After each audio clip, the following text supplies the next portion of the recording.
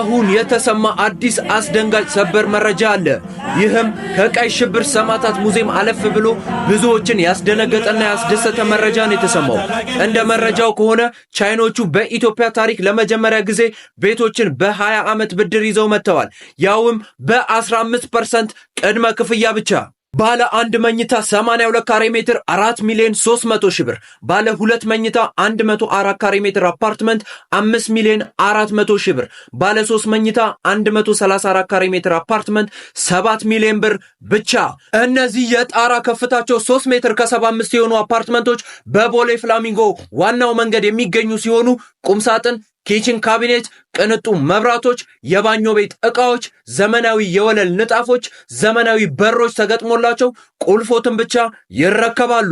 ታዲያ እነዚህ ግንባታቸው 68% የተጠናቀቁ አፓርትመንቶችን በ20 ዓመት እየኖሩ የሚከፍሉትን የባንክ ብድር አመቻችተን እርሶን በመጠበቅ ላይ እንገኛለን።